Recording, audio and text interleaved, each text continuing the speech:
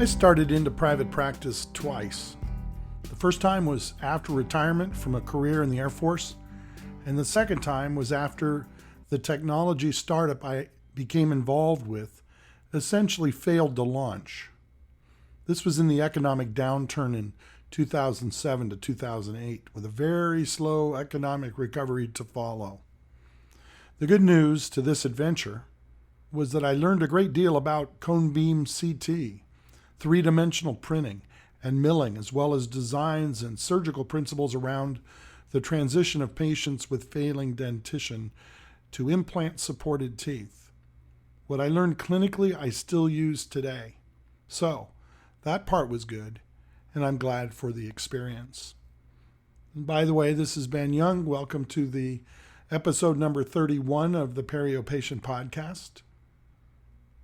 The hard work was that when the investment money dried up, the business imploded and I found myself starting back to private practice a second time.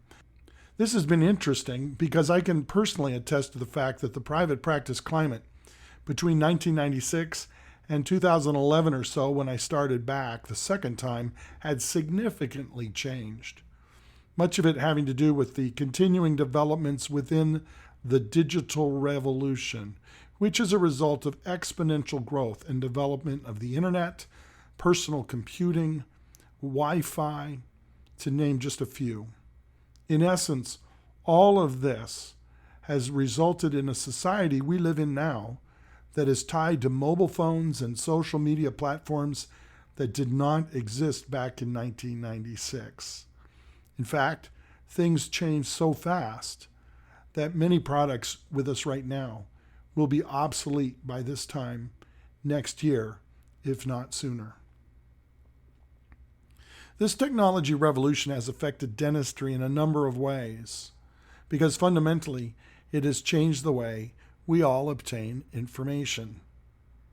And my personal best example of this is this podcast, and that's the title of today's discussion: Podcasting and Periodontics.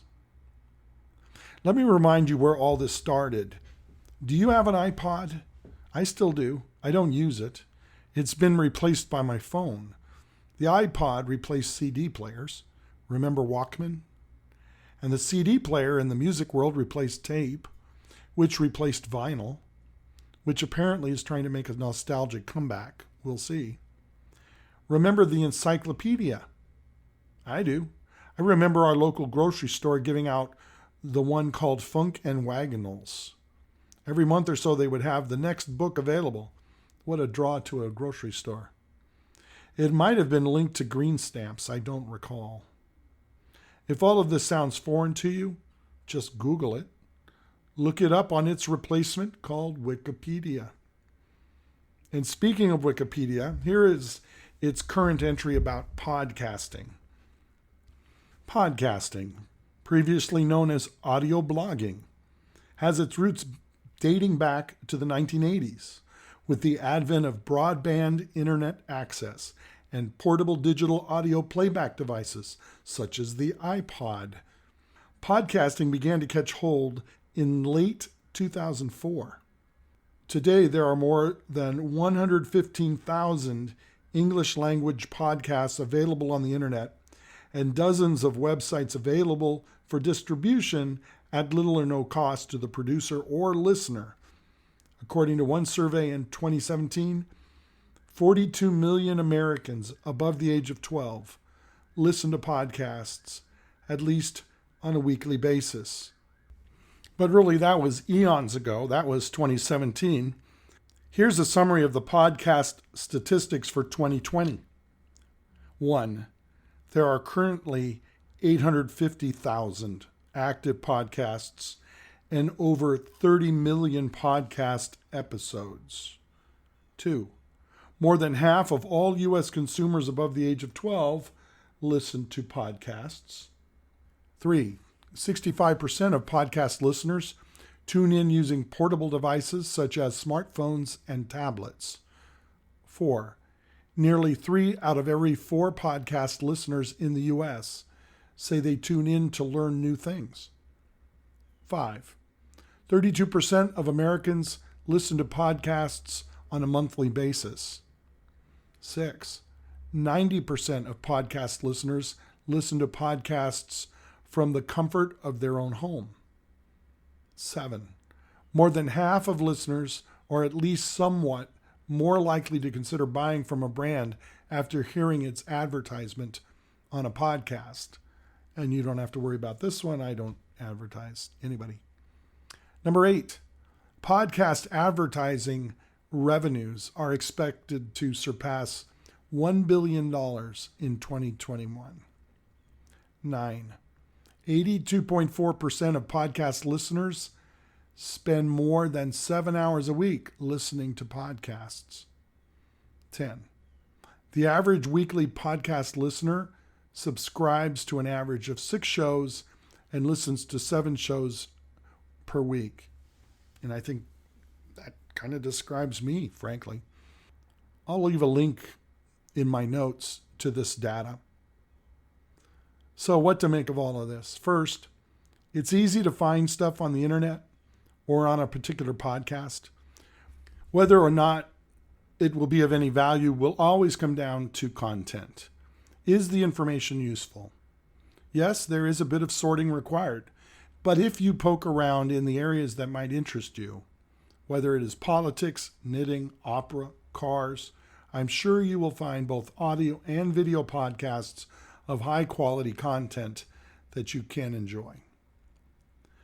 I will tell you this, if I have to fix something or figure out a problem having to do with a car or appliance, my first stop is YouTube nowadays. I don't search for written material. I want to see it. And there are a lot of just people out there that'll show you how to set up your thermostat, for example. On the other hand, being the contrarian and skeptic that I am, I still like to read and I still like quiet in order to think. Sometimes that's what gets lost under such a pile of information. It really takes discipline to use information and not be overwhelmed by it. Long ago, for example, I tried speed reading, the ability to flip through pages quickly. What I found personally is that my ability to retain and use information required me to slow down. I found that reading something carefully once was better than skimming something many times. But hey, that's just me. The other interesting thing I found as I went into graduate training, graduate education, was that textbooks no longer were useful at that level because the data, the information within a textbook today is already dated once it hits publication. Nowadays, we're better off like going to those Cochrane studies we've talked about in the past, or Medline or other ways to find current literature, current articles. So that and conversation. I think the best thing in the world is to be able to talk to people and listen, and in that way, I think we all grow and learn a lot more. So that's it. Have a great day.